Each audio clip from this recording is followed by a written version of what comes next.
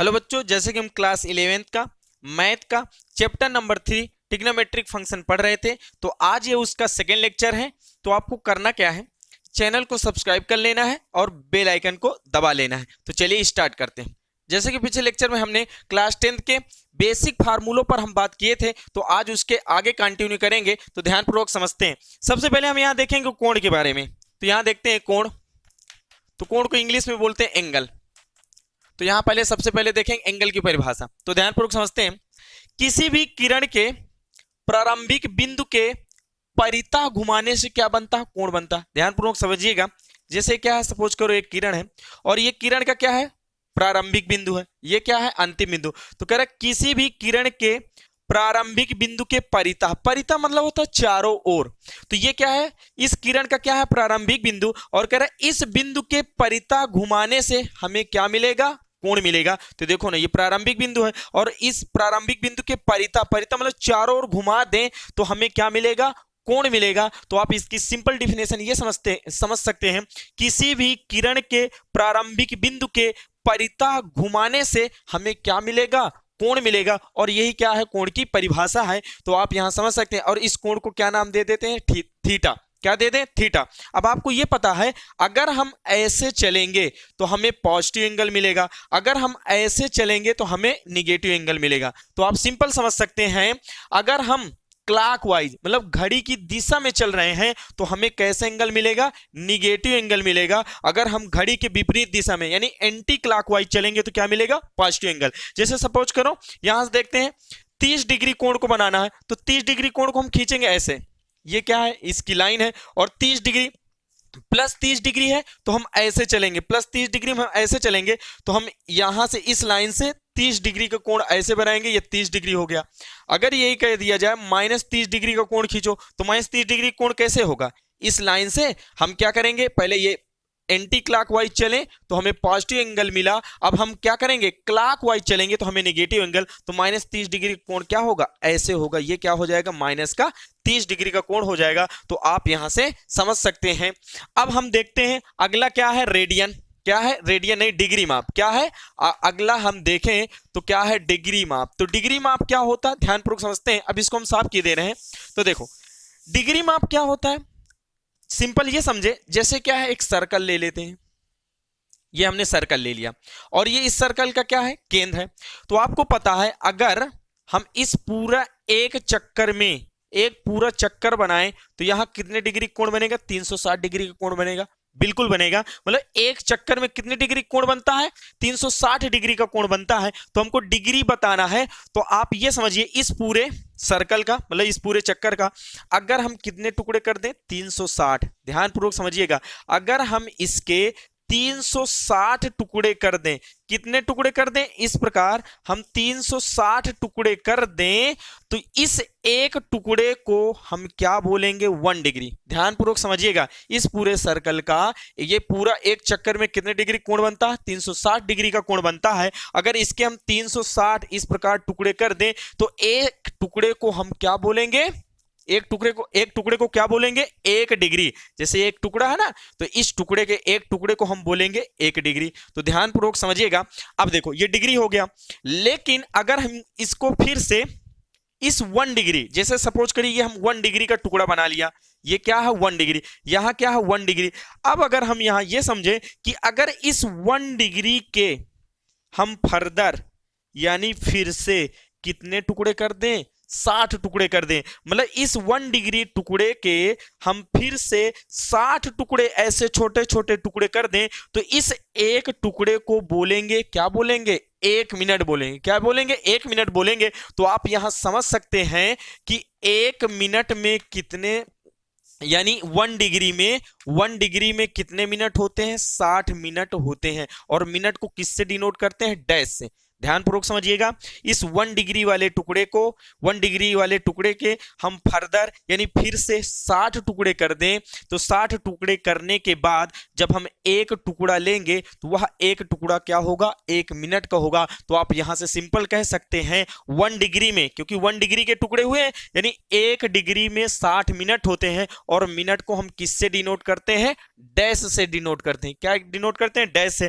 अब यहां फिर से अगर हम इसको देखें तो अगर देखो ये क्या है, ये किसका टुकड़ा है? ये मिनट वाले का टुकड़ा है ना। तो अगर सपोज करो हम ये सपोज करते हैं, यहां क्या है, ये मिनट वाला टुकड़ा ले लिए, ये क्या है 1 मिनट, ये क्या है 1 मिनट, और हम 1 मिनट के फर्दर यानी 1 मिनट के हम फिर से 60 टुकड़े कर दें। कितने टुकड़े कर दें? 60 टुकड़े कर दें। यानी 1 मिनट वाले टुकड़े के हम फिर से 60 टुकड़े कर दें तो यहां से क्या बनेंगे? सेकंड बनेंगे। यानी 60 टुकड़े करने के बाद जो एक टुकड़ा होगा वो 1 सेकंड को बताएगा। कितने सेकंड को? 1 सेकंड को बताएगा। तो आप फाइनली ये कह सकते हैं कि सर 1 मिनट में कितने सेकंड होते हैं? 60 सेकंड होते हैं। तो आप यहां से डिग्री माप भी समझ गए। और ये क्या है?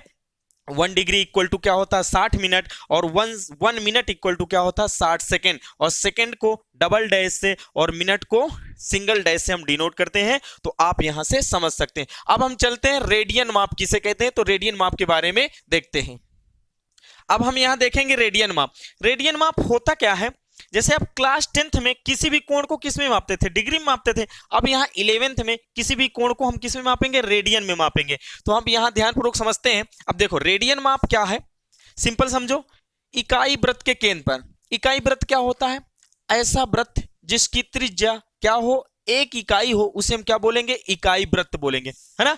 तो यहां से सिंपल ये समझेंगे, इकाई वृत्त के केंद्र पर हम सबसे पहले बना लेते हैं इकाई वृत्त।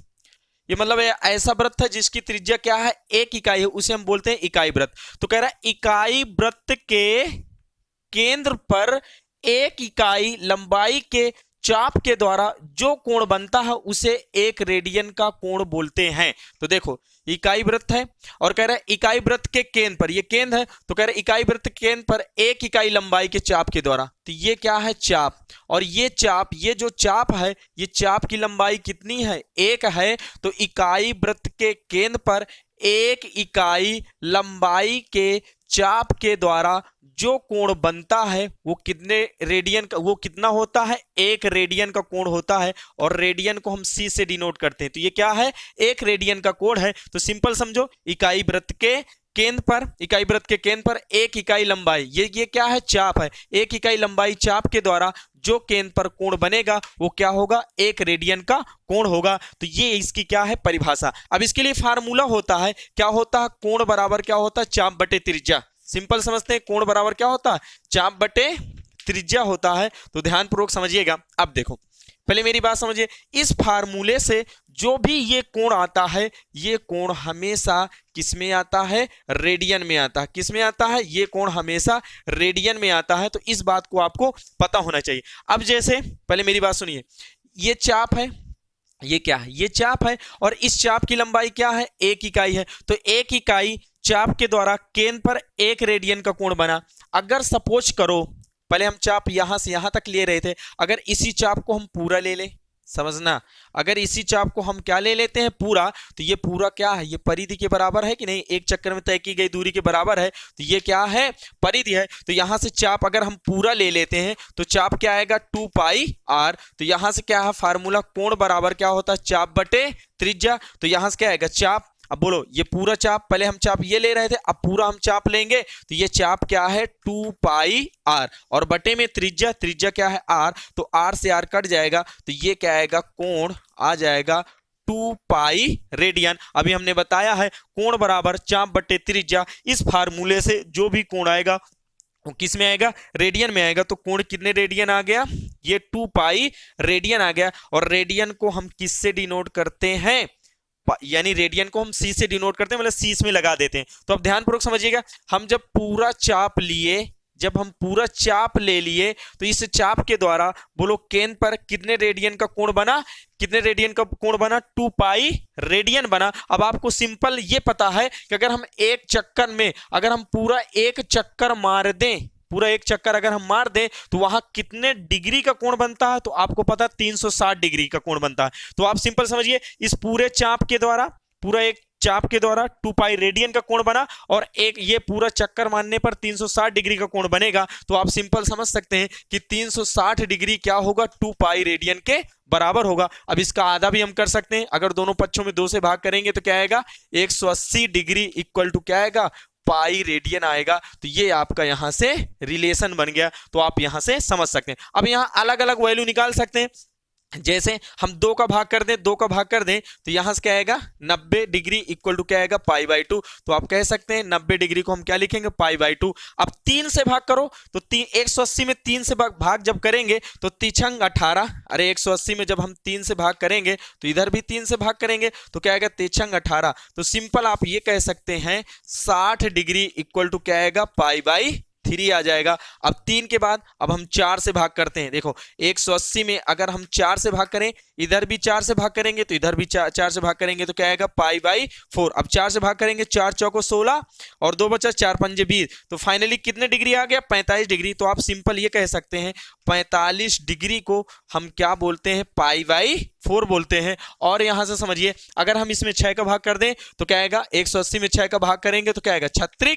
18 मतलब 30 डिग्री। तो यहां से सिंपल ये समझिए 30 डिग्री इक्वल टू क्या आएगा π/6 आएगा। तो ये आपका क्या हो गया रिलेशन हो गया, तो आप यहां से समझ सकते हैं। अब हम देखते हैं डिग्री को रेडियन में कैसे बदलेंगे और रेडियन को डिग्री में कैसे बदलेंगे, तो ध्यानपूर्वक समझेंगे।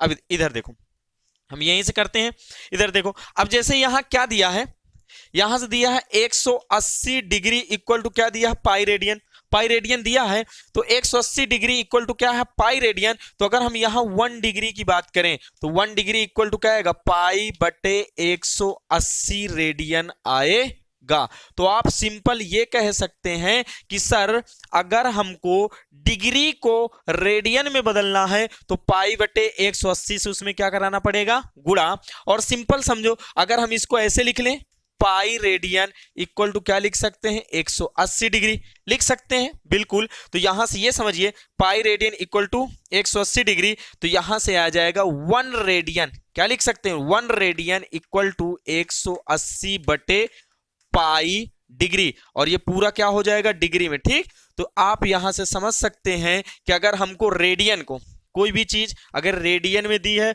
अगर उसको हमको डिग्री में बदलना है तो 180 बटे पाई से हम गुणा कर सकते हैं। तो आप यहां से समझ सकते हैं। अब इस पर एक कॉन्सेप्ट पर यानी इस कॉन्सेप्ट पर हम एक क्वेश्चन करेंगे, तो ध्यानपूर्वक समझते हैं।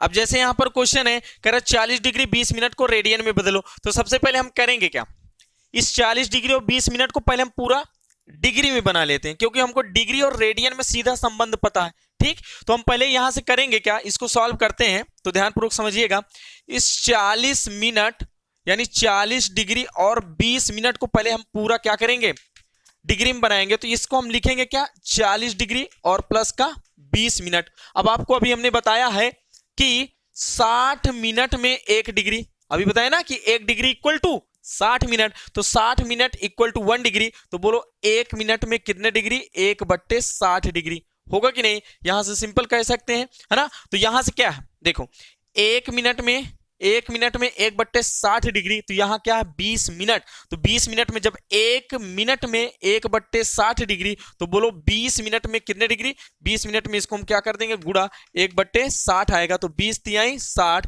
तो सिंपल आप कह सकते हैं 20 मिनट में कितने डिग्री हो जाएगा, 20 मिनट में 1/3 डिग्री हो जाएगा। तो यहां से इसको ऐड करेंगे तो यहां से आएगा 40 डिग्री और प्लस का 1/3 डिग्री, इसको ऐसे लिख सकते हैं। अब इसका गुणा कराएंगे, देखो 3 चौको 12, तो यहां से आएगा 120 डिग्री और प्लस का 1 डिग्री और अपान में क्या आएगा 3, तो यहां से आ जाएगा 121/3 डिग्री। ये पूरा ऐसे डिग्री लगा सकते हैं, है ना। तो ये क्या हो गया पूरा डिग्री हो गया। अब आपको पता है हमको इसको क्या करना है, इस डिग्री को किस में बदलना है रेडियन में। अभी हमने बताया है कि अगर हम इसको किस में बदलेंगे रेडियन में, तो अभी हमने बताया कि 1 डिग्री इक्वल टू क्या होता है π/180 रेडियन होता है कि नहीं।